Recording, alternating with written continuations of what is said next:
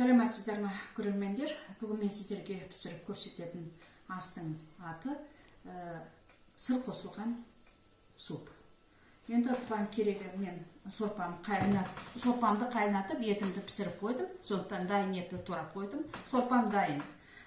Кішкене пияз турадым, қызыл перец, көк перец, мына өзімнің жасаған корейский салатым, және приправалардан паприка, қызыл бұрыш, қара бұрыш, сырымды теркіден өткізіп дайын қойдым, және кішкене пиязды құрғанға сумай.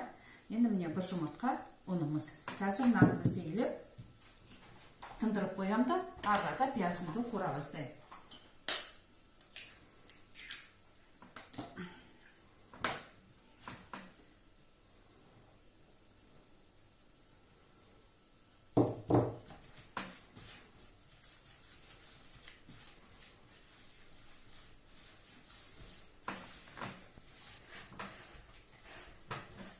Нанымызды елеп біттік.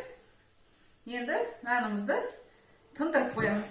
Нанымыз сынып жатқан кезде пияз, перец бәрін қуырып, сорпамызға қосамын. Қазанымыздың астына от жақтық. Кішкене майымыз сынсын. Енді міне пиязымызды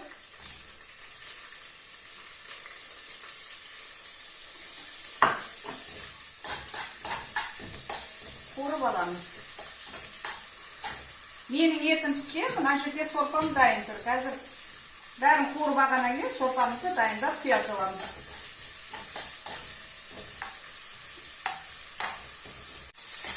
Міне пиязымыз қуырылды. Міне қалған көкөністерімді қосамын.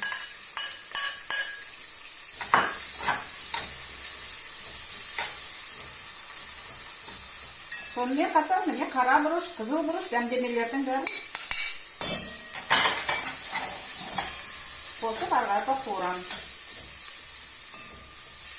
Кішкене сәл-пәл қуыру жіберем. О, керемет иіс. Дәмі керемет.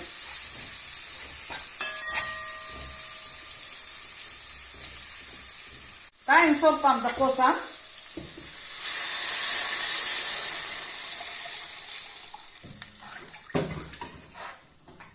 Сорпамның тұзы татыға кішкене қайнап кетсін, сосын барып сорпаның дәмін көрем.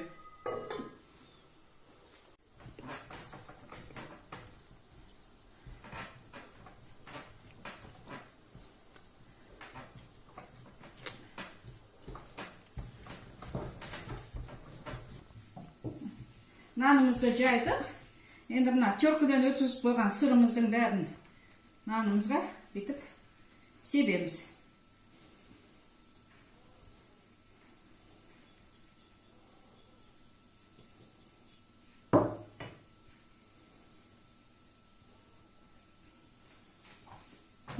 Енді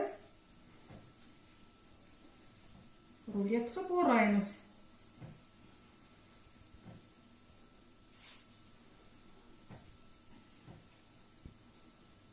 Екі жағын бекітеміз.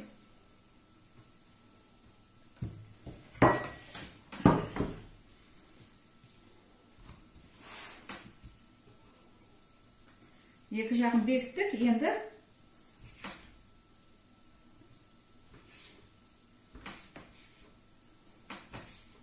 кесеміз.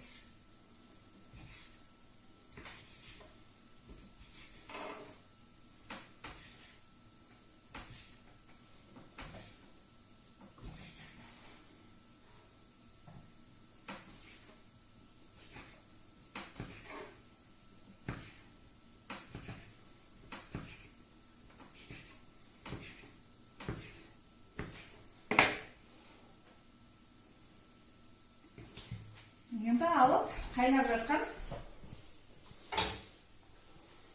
сорпамызға саламыз.